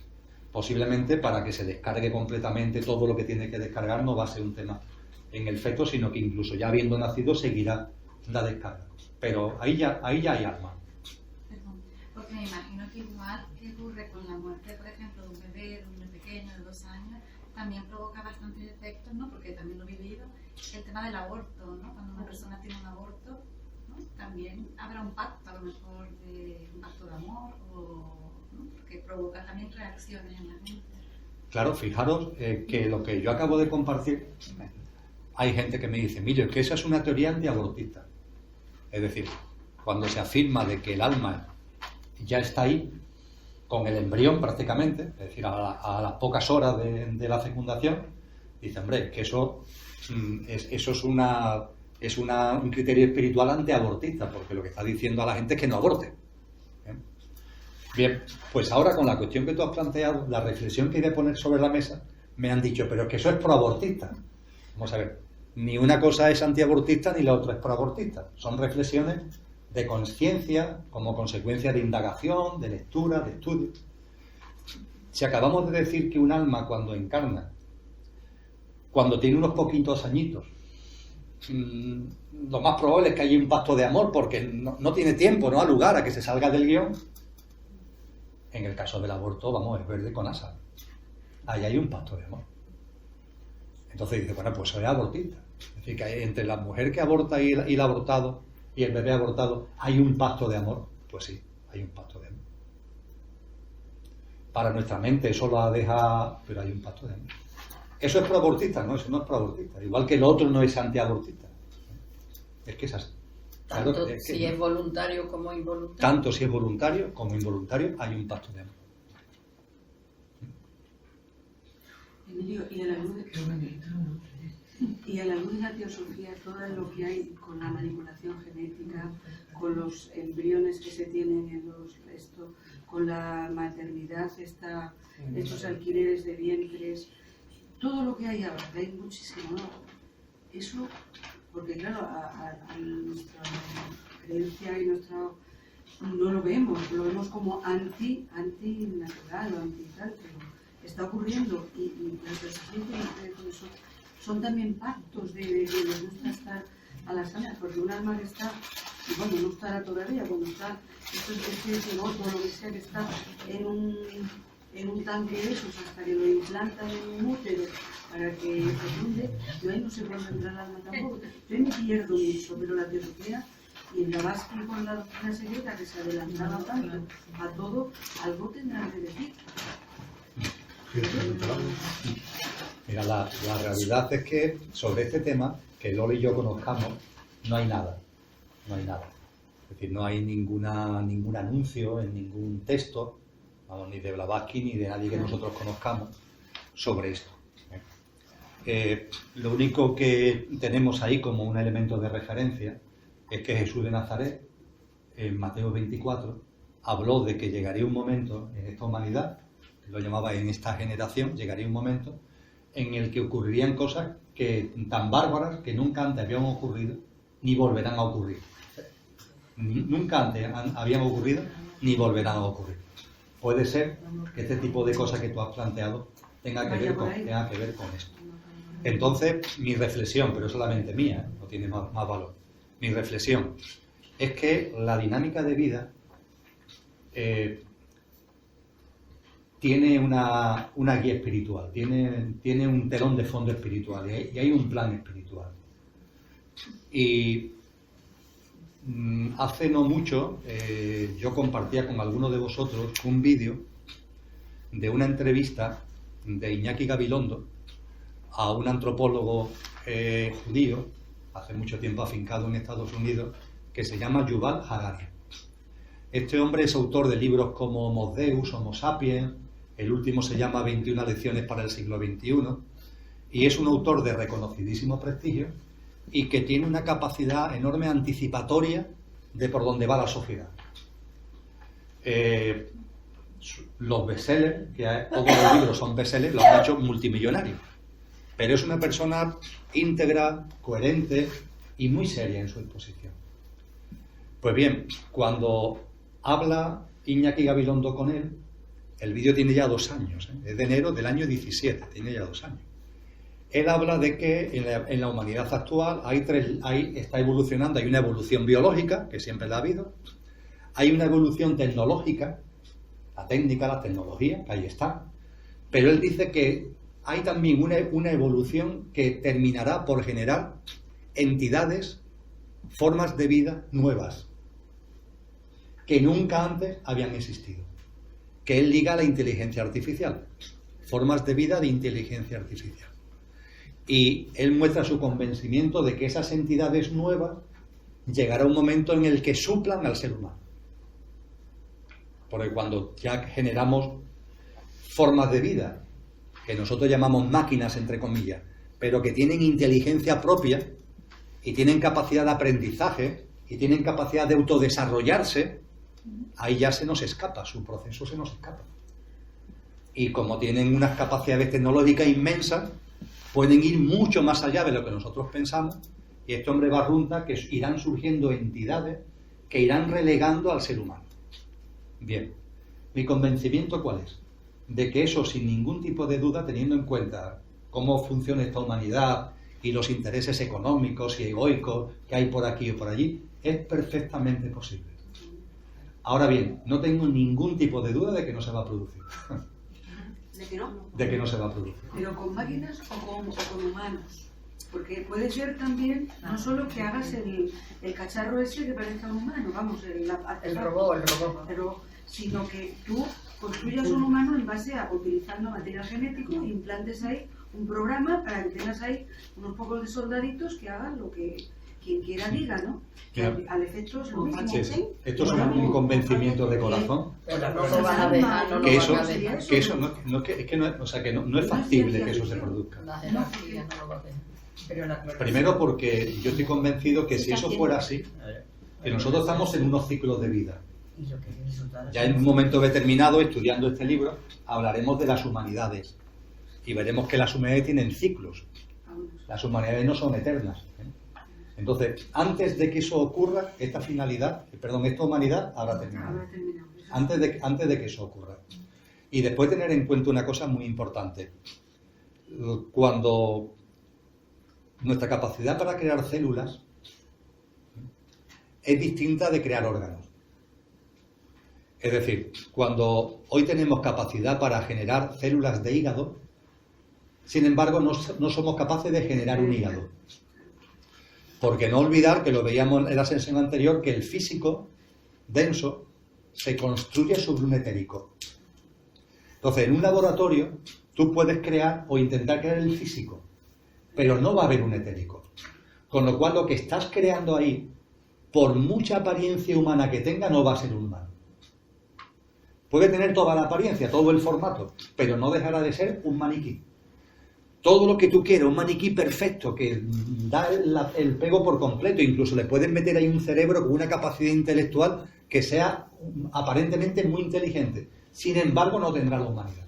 No tendrá la dimensión etérica, que es básica, porque a partir de ahí se construye el cuerpo físico denso, y es lo que aporta vitalidad, como estudiábamos ya en el encuentro anterior, y no va a haber un depósito de alma en eso.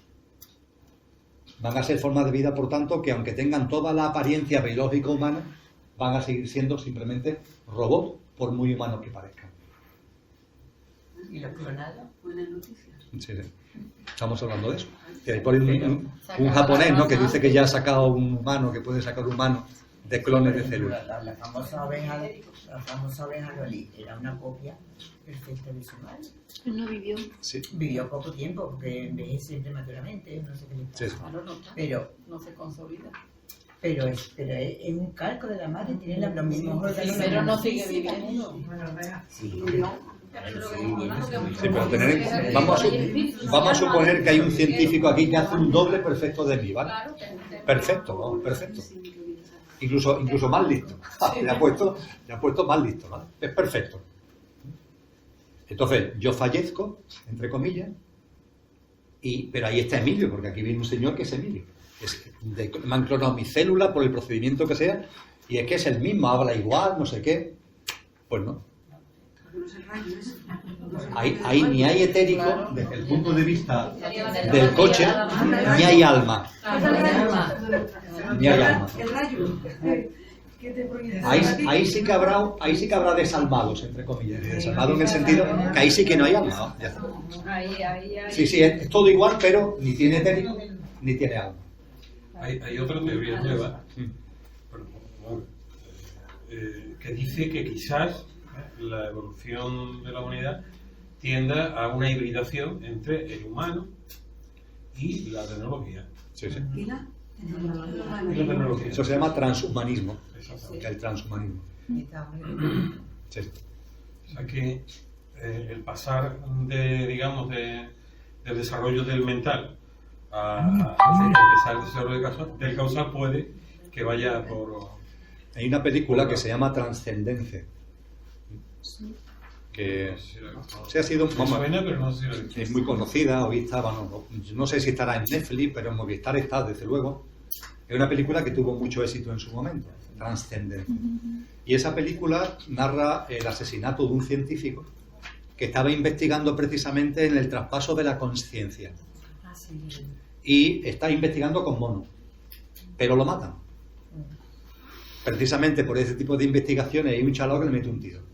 Entonces su mujer, que también es científica, todo lo que habían desarrollado con monos lo pone en aplicación para intentar salvar al marido de alguna manera.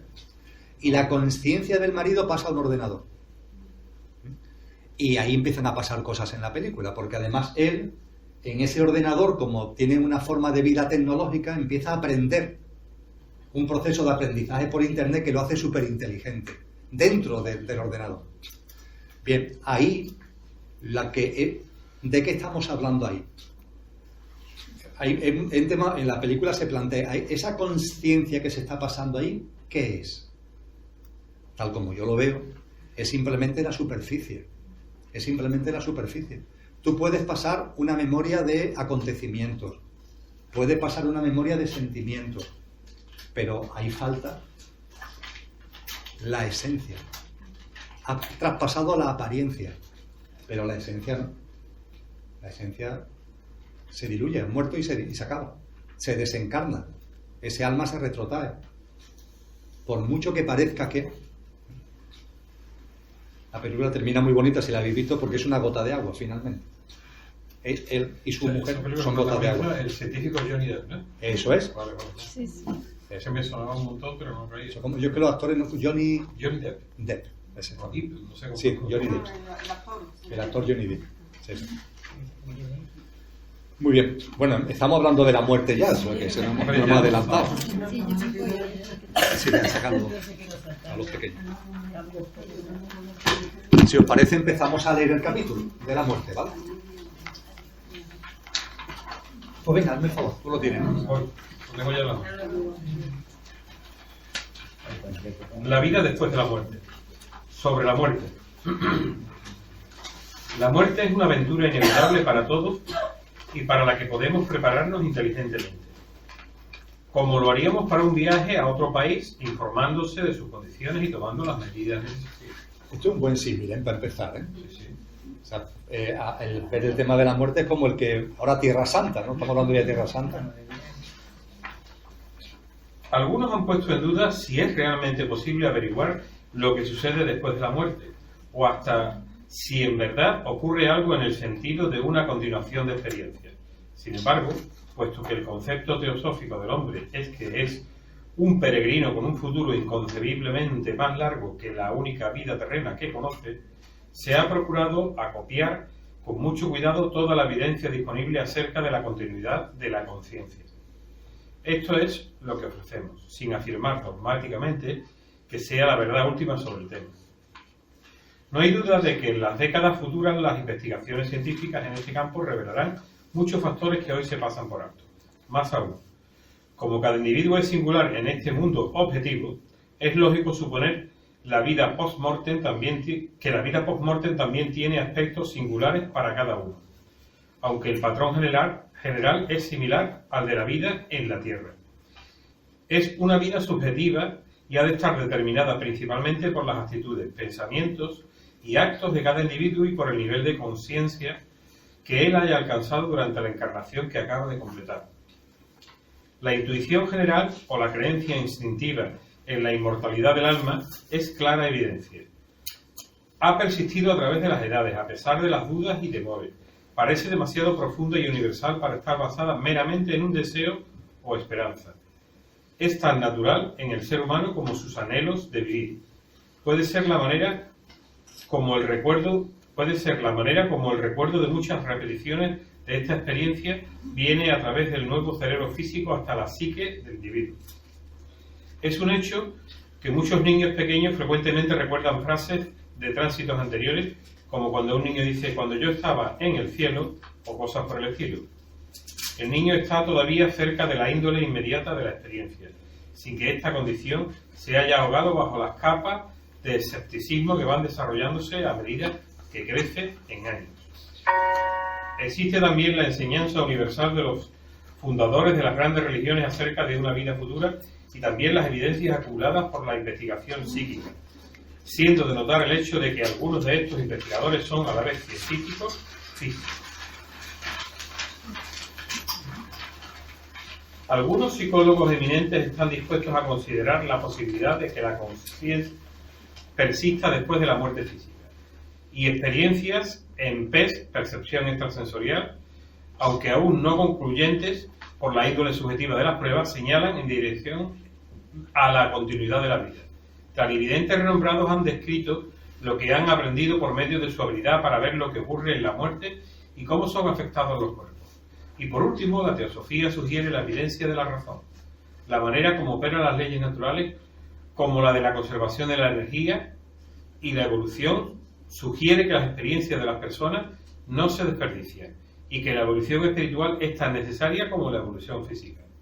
La vida es dinámica y no se interrumpe. La vida ha proseguido su evolución a través de todos los reinos inferiores de la naturaleza, sin dejar de ser vida.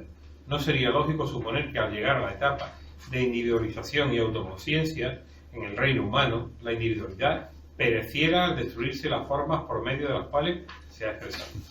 El tema que aborda aquí la autora es muy interesante, ¿no? Porque cuando hablamos de este tipo de cosas, la pregunta primera que suele surgir, bueno, ¿y tú cómo lo sabes? Es decir, ¿quién ha vuelto? Va a preguntar. Y una pregunta que tiene sentido, claro. La respuesta a esa pregunta, sin embargo, aquí apunta a algunas cuestiones, es muy sencilla. Sí sabemos, sí tenemos mucha información acerca de la vida después de la muerte, hay mucha información. Lo que pasa es que cuando nos cegamos y no queremos verla, pues no queremos verla. Pero información hay.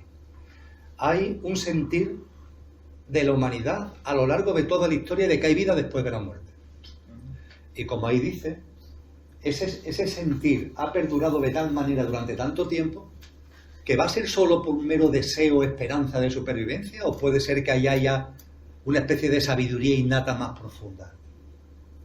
Después, los sabios y sabias, todos los sabios y sabias de todas las épocas han estado convencidos que hay vida después de la muerte. Me da igual que nos vayamos a sabios de tipo espiritual, Jesús de Nazaret o Buda, o que nos vayamos a sabios en el sentido más clásico de la palabra, llámese Platón, llámese Aristóteles, o llámese Galileo Galilei, o llámese Albert Einstein, me da igual. Todos han tenido una percepción de que la vida no termina con la muerte, sino que hay vida después de la muerte. Y son personas que le reconocemos su inteligencia, que las aportaciones que han hecho constituyen los pilares de la civilización humana, y sin embargo cuando hablan de este tipo de cosas lo ponemos en cuarentena. Bueno, pues si ponemos esto en cuarentena, deberíamos poner en cuarentena todo lo demás que nos han dicho también. Otro elemento importante a tener en cuenta: hay gente que ve. Y esto puede parecer una locura, pero cuando se conoce a gente que ve, y son gente sencilla, gente honesta, gente que no van por ahí pregonándolo, pero que ven, y cuando digo que ven me refiero a que ven a los desencarnados, que los ven. Y no solamente es que los ven, es que los desencarnados contactan con ellos, como le pasa al niño de la película El sexto sentido, que conecta con muertos. Es que hay gente que conecta con muertos, y no son 1, ni 2, ni 4, son muchos. Son muchos. Que por tanto, hay gente que tiene este don. Y para mí, de verdad, ha sido definitivo el conocer a este tipo de personas. Y después, los niños también hablan. Son personas, es un don, es un don. Es un don. Un don, pero porque alguien la ha elegido para darle ese don, ¿no? Sí, ya el por qué yo no lo sé, pero que tienen ese don es indudable. Y que muchos de ellos están gestionando ese don y poniéndolo al servicio de lo que hablemos ya posiblemente el próximo día, que es el apoyo al tránsito, sin ninguna duda. Y a todo lo que acabamos de decir, sumar las experiencias cercanas a la muerte. Cada vez más. Pero ya no solamente gente que podemos elucubrar como yo al respecto, sino estamos hablando de gente científica que han escrito textos sobre este tipo de cosas. Rita Musani. Bueno, pero es que en Sevilla tenemos, yo creo que fue un precursor. En Sevilla hubo un doctor que se llamó Enrique Vila. Porque claro, Enrique Vila era el responsable de la UCI en el Macarena. Y Enrique y su esposa, que también es personal sanitario, María Ángeles García, ellos, este tipo de cosas ni le iban ni le venían.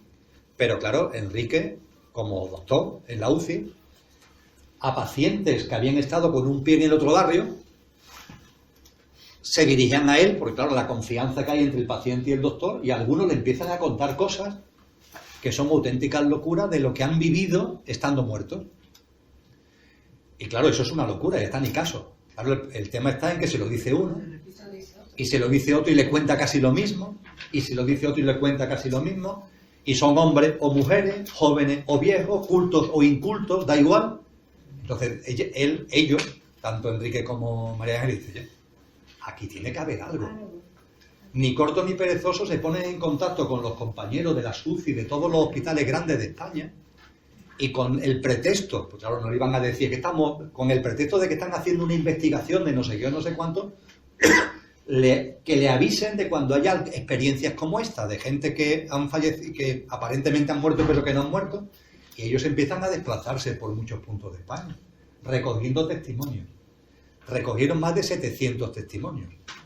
Y finalmente publicó un libro Enrique en el año 2007 que se llama Más allá de la luz, donde recoge unos 60 casos, los que él consideraba que eran más claros a la hora de poner en evidencia todo lo que le habían transmitido en tantísimas experiencias. Y eso sucedió en Sevilla. Es decir, ese libro se publica aquí por gente que vive en Sevilla. Efectivamente, hay mucha gente, neurocirujanos, médicos, médicas, que también han estado publicando y están publicando actualmente. Pero estamos hablando, por tanto, de personas muy serias, que no es que se le cruce el cable, y que hacen investigaciones de campo, trabajos de campo muy serios. Entonces, yo creo que todo esto que acabamos de compartir, la sensación que siempre ha tenido la humanidad de que hay algo después de la muerte, lo que nos enseñan las tradiciones espirituales, lo que nos enseñan los sabios y sabias, lo que nos indican estas personas que tienen el don de ver a desencarnados, lo que nos indican las experiencias cercanas a la muerte, ¿no? Todo eso, oye, pues un bagaje como para tomarse esto en serio. Es decir, no estamos hablando por hablar, esto tiene un cierto fundamento, ¿no? Después aporta ahí también esta mujer decir, bueno, si la vida tiene una continuidad, si sabemos que la vida, una vez que se ha conseguido una forma de vida que es la individualidad, ¿se va a perder eso con una muerte? Lo más normal es que eso de alguna forma siga viva, esa conciencia individual que hay en ti, que hay en mí, que en términos evolutivos lo que hemos tardado, Dios mío, un planeta de 4.000 millones de años, cuando por fin hay una vida evolucionada con conciencia individual, fallece y eso se desperdicia, eso desaparece. Así no funciona la naturaleza. Así no funciona la naturaleza. Lo más normal es que eso de alguna manera siga vivo. Todo se aprovecha. Y nada es superfluo. Lo más normal es que esa conciencia individual que ha tardado tanto tiempo la evolución en dar como fruto, siga viva. Eso es lo más normal. Yo ya lo dije aquí, mi madre, hace ya 10 años que murió mi padre, mi madre habla más con mi padre ahora que antes, cuando estaba vivo. Eso lo digo muchas veces de broma, pero y se ríe porque lleva razón. Que ahora estás todo el día hablando con papá y antes apenas hablaba, ¿no? Y mi hijo pequeño, mi hijo Néstor, cuando era muy pequeño, con 2 añitos, él hablaba con los abuelos. Y decía, ¿cómo hablas con el abuelo si el abuelito ya se fue? No, que no se ha ido. Él decía que hablaba con el abuelo y con la abuela y que la única cosa que él decía como diferencia es que no tenían pies. Esa era su forma de explicarlo con 2 años. Es que no tienen pies, pero es el abuelo. Es la abuela. Mi nieta también compró los padres una casa nueva y cuando estaban ya, los primeros días que fue a vivir, viene de allí dentro y dice, está hablando con el abuelo Pepe, que ella no lo conocía, murió antes de casarse la madre y el padre. Está hablando con el abuelo Pepe y está muy contento porque habéis comprado esta casa.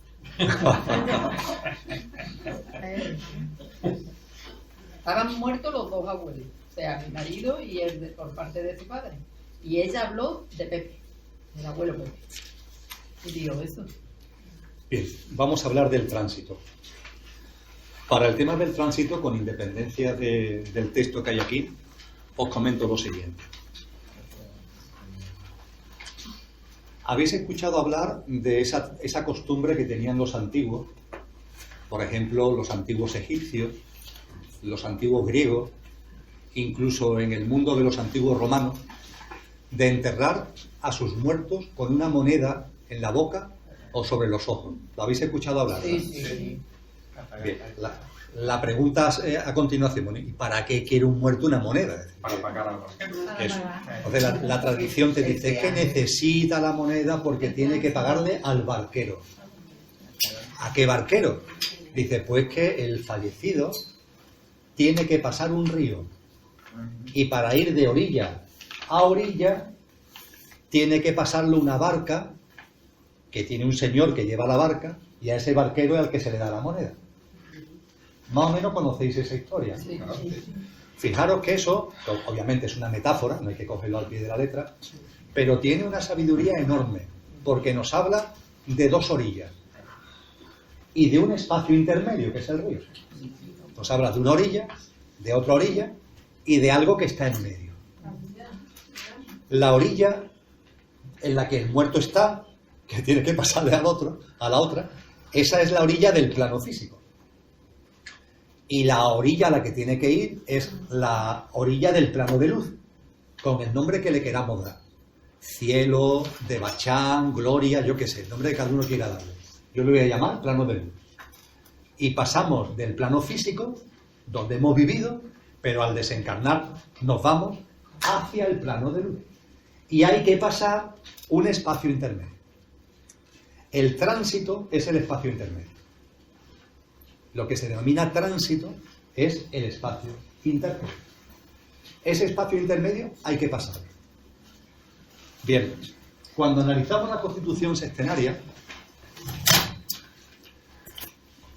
el cuerpo físico denso, el cuerpo físico denso, cuando fallecemos, ¿qué le pasa? Que fallece. Con lo cual, con el fallecimiento físico, esto se acabó.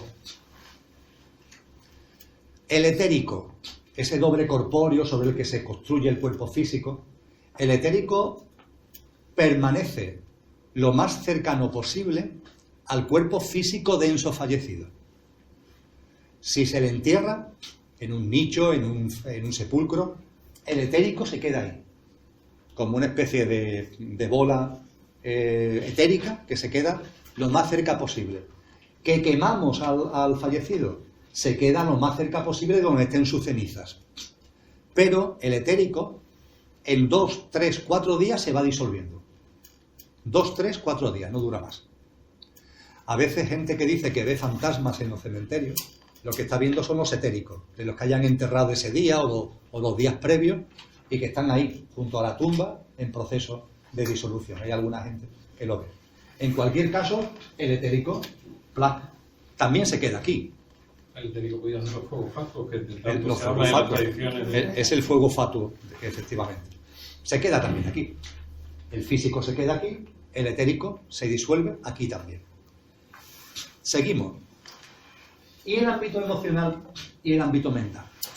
Entonces, ¿por qué se disuelven 2 días? Sí, de 2 a 4. De 2 a 4. Más no dura. Hay gente que dice, pues mejor quemarlo porque el etérico se disuelve antes. Pero vamos, es que no va a durar tampoco más de 2, 3, 4 días. O sea que... Y al revés, que es peor quemar, porque también el etérico todavía está aquí. Hombre, yo lo único que digo es que lo que sí haremos bien, que es imposible porque las normativas son tremendas, es no enterrar a la gente tan pronto. No enterrarla tan pronto, que la enterramos muy rápido a las personas, me parece a mí un disparate. Aquí es verdad. Es horroroso, ¿no?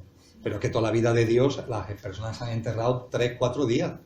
Es lo que se tardaba en enterrar a la gente. De todas maneras lo meten en las cámaras que se mueren de si están vivas. Si están vivos se mueren de frío. Es una cosa de lo mismo. En fin, vamos a centrarnos en lo que estamos.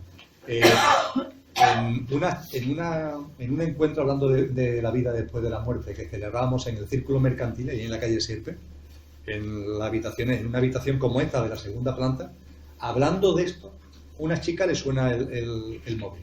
No es broma, ¿eh? Lo tenía en silencio, pero le suena.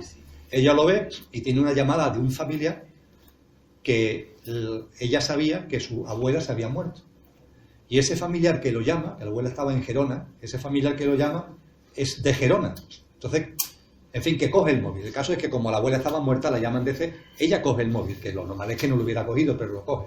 Y al coger el móvil, ¿tú estabas allí, Maricara? No, pero te lo escuchaba en la conferencia. Lo que hace es dar un grito. Empieza a dar, claro, la abuela en el tanatorio había salido del féretro. La llamaban para decirle que la abuela no ha muerto, que en el tanatorio acaba de salir del ataúd, ¿no? Pero es que a veces somos demasiado rápidos, ¿no? Somos demasiado rápidos. Bueno, vamos a centrarnos. En cualquier caso, recordar que antiguamente se le clavaba en el corazón una aguja, ¿eh? Una aguja de esta de grande se le clavaba en el corazón a los fallecidos. Y no por morbo, sino para asegurar que estaba muerto, ¿no? Y le echaban cera en los ojos y le pegaban los párpados y todo, y no estaba muerta, ¿no? El padre era el que estaba allí diciendo, estamos en... Pero la querían enterrar ya. Entiendo. En fin, bueno, vamos a los retos, ¿no? ¿Qué pasa con nuestro mundo mental y emocional? Bien, nuestro mundo mental y emocional con la muerte física no muere. todo nuestro mundo mental, todo nuestro mundo emocional, todo lo que hay ahí dando vueltas, que lo podemos sentir en nosotros ahora mismo, eso no muere, sigue vivo. En teosofía se le llama el cascarón, pero en fin, da igual el nombre. Es nuestro mundo emocional y mental, que sigue vivo. Podríamos expresarlo gráficamente de la siguiente manera. Seguro que habéis visto que los cohetes de la NASA, cuando despegan, salen para arriba. Conforme va cogiendo el cohete de la NASA altura, ¿qué va haciendo? Va soltando piezas, ¿verdad? La parte de... Va soltando piezas. Los depósitos de combustible que ya Claro, por ejemplo, en cuanto que ha llegado ya va saliendo al espacio exterior, ya ha cogido altura, ese depósito tan grande que tiene de combustible, que ha sido necesario para explotar y salir, se convierte en una rémora. Ha sido imprescindible para coger impulso, pero una vez que ha cogido impulso y se ha quedado vacío, el depósito lo que tiene que hacer es soltarlo, y lo suelta. Y los cohetes que van con el depósito. Efectivamente, y conforme va avanzando va soltando piezas. Eso es lo que hacemos nosotros. La parte física y etérica la soltamos rápidamente. La parte emocional y mental la deberíamos soltar. Está llamada a que se suelte porque es perecedero. Sin embargo, puede ser que tarde en disolverse. ¿De qué va a depender? De algo tan sencillo como de lo más o menos densificado que lo tengamos. Una persona muy metida en lo material, egoica, egocéntrica, yo que sé, codiciosa, envidiosa, todos los elementos que queráis ponerle de tipo egoico y egocéntrico, que para ella solamente existe lo material, que no tiene ninguna otra perspectiva de vida, que nunca se ha planteado nada, que todo esto son 3 días y aquí a piñar y a pelar, y a tirar para adelante como yo pueda, lo importante soy yo y allá los demás. Personas que tienen esa dinámica de vida, su mundo emocional y mental lo tienen muy denso. Y aunque está llamado a disolverse, tarda en disolverse. Por eso al tránsito los cristianos lo llaman purgatorio. No en el sentido peyorativo del término, es descriptivo. Tienes que purgar, tienes que limpiar, tienes que eliminar esos restos, que tú estás contaminado. Tu dimensión de yo superior, que es la que tiene que llegar al plano de luz, que es lo que no puede llegar al plano de luz porque está arrastrando todavía una contaminación emocional, mental densa que tienes que soltar. Para eso está el tránsito. Por supuesto, una persona que su mundo mental y emocional sea normal, bueno, pues lo mismo es cuestión de horas o es cuestión de pocos días. No tiene problema y hace el tránsito rápido, fluido. Más que rápido la palabra es fluido. Pero cuando se tiene un mundo emocional y mental sobrecargado, el tránsito se puede hacer lento. Todo el tema de aparecido, no tiene que ver con eso. Tiene que ver con eso. Cuando una persona tiene un mundo emocional y mental no densificado, el proceso de disolución es rápido.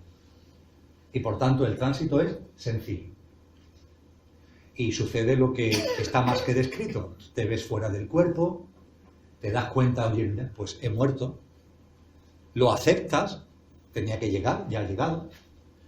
Cuando te das cuenta y lo aceptas, ves que estás acompañado, hay seres de luz que nos acompañan en el tránsito, esas almas de seres queridos que están en el plano de luz salen a nuestro encuentro.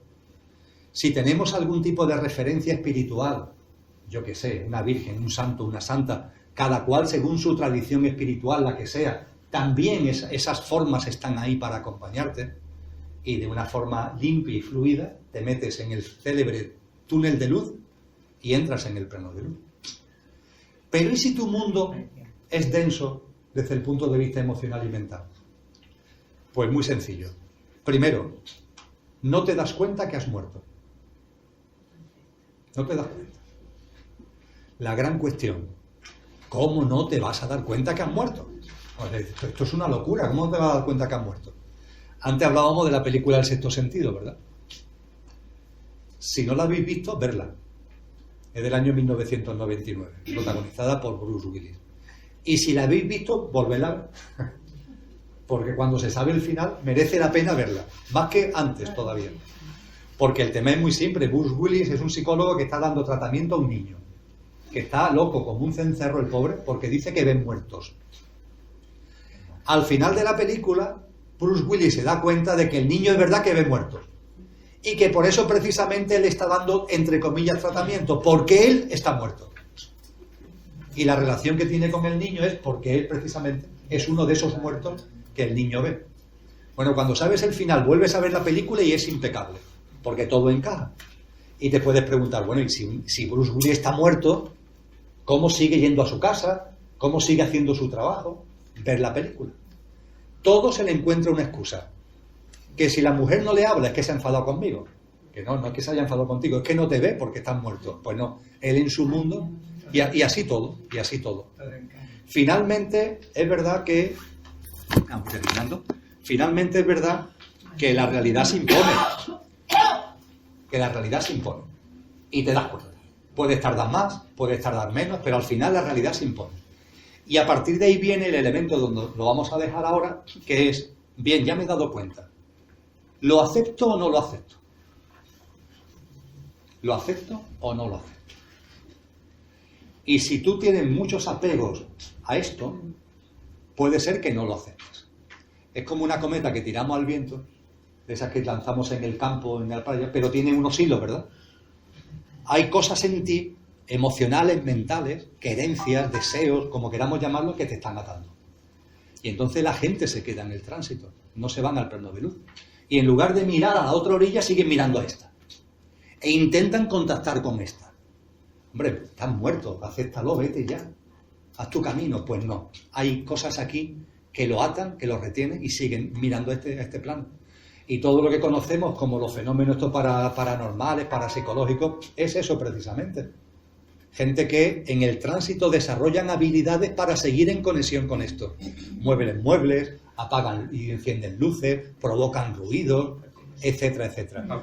Todo desarmónico, en todo tenso, porque todo lo que venga de desencarnados que están ahí pillados, entre comillas, siempre es desarmónico, siempre genera desequilibrio. La película Ghost, por ejemplo. La película Ghost, sí, también la película Ghost. Una consciente que nuestro lar. Sí. Una cosa que te quería lo que va a comentar Elena y lo dejamos aquí, ¿vale? Sí. Para el próximo día. Mi madre estaba muy enferma, pero le quedaban como 6 meses para morir. Tenía una hermana en Argentina que se llamaba como yo.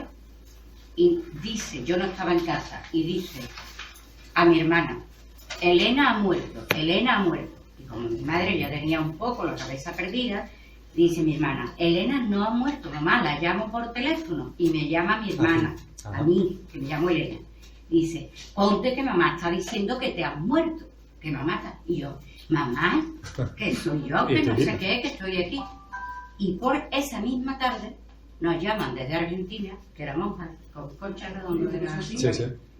para darnos la noticia de que había muerto. De que Elena se ha muerto. Lo que te pasó a ti en el tránsito, en eso que tuviste tú. Pero mi madre estaba viva. Mi madre no había muerto. Bueno, pero... Estaba grave. Sí. Pero no. Sí, sin embargo, la fallecida sí se le apareció. Que la fallecida sí se le apareció, ¿eh? Claro.